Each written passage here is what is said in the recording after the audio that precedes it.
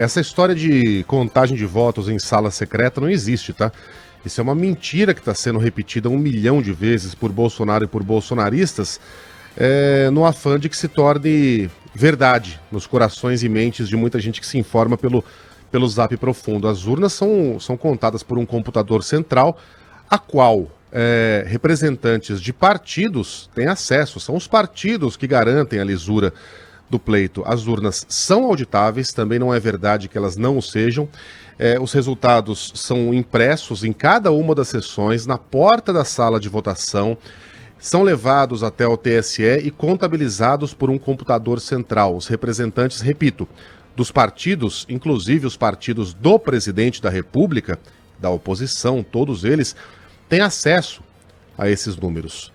Bolsonaro, mais uma vez, mente no afã de desinformar e criar um ambiente de desconfiança, porque, afinal de contas, a gente vive no Brasil. É raro a gente ver coisas que funcionam no Brasil.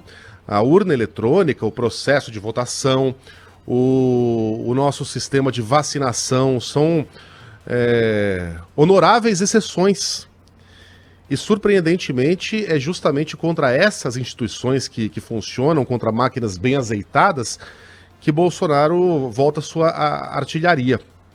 O sistema funciona, já foi auditado muitas vezes, nada se encontrou, nenhuma prova de nenhuma fraude foi encontrada desde 1996, quando a gente passou a utilizar as urnas eletrônicas. E cabe cumprir aqui, cabe fazer uma pergunta à Bia Kicis, que é a autora da PEC do voto auditável, do voto impresso, do voto democrático, chame aí como quiser. Como é que será feita a contagem? Porque eu ouvi uma entrevista da Bia Kicis a uma emissora de rádio, em que, primeiro, só um parêntese aqui, ela também dizia que tinha em mãos as provas das fraudes em votações anteriores, e foi confrontada por um repórter. Ela até digo quem é aqui, o Zé Maria Trindade, da Jovem Pan. Ela falou, então, ele falou, a senhora vai mostrar essas provas? Ela, não vou mostrar, porque não fui eu que as obtive, mas elas serão apresentadas no momento adequado. Bom, o momento adequado passou. Ontem foi o último dia do prazo dado ao presidente da República, que não apresentou e admitiu que não tinha essas provas. E, obviamente, Bia Kicis também estava mentindo.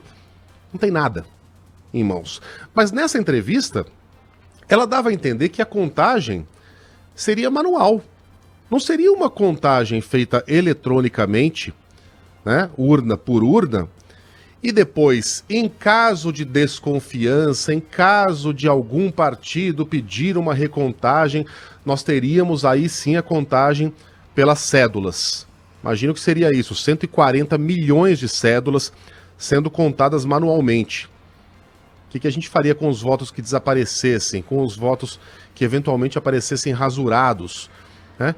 E no caso de a gente ter essa recontagem, e se o resultado for diferente? E se na eleição eletrônica, lá que a Ellen Brown foi eleita presidente do Brasil, mas a Carla Bigato reclamou, e na recontagem deu que a Carla Bigato venceu por poucos votos.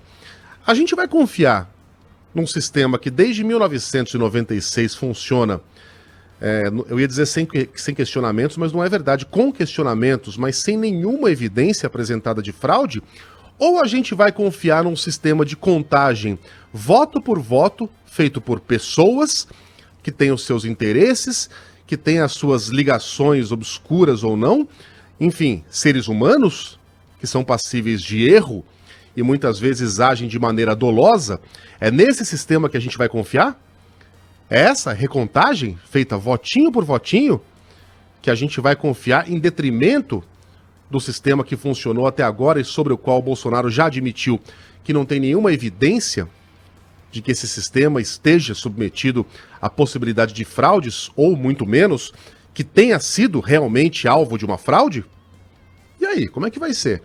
A gente está há 2 dias da votação na comissão especial a respeito da PEC e a gente não tem ainda essa resposta. Por quê?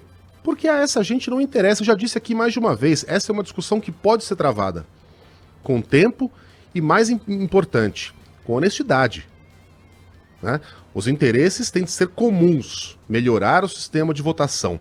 Os interesses dessa gente não são tornar a votação mais segura, são de melar a eleição de 2022, de criar um ambiente de desconfiança para que, quem sabe, as franjas militares e os apoiadores mais exaltados e eventualmente armados do presidente protagonizem aquele espetáculo lamentável que foi protagonizado naquela invasão mambembe do Congresso dos Estados Unidos.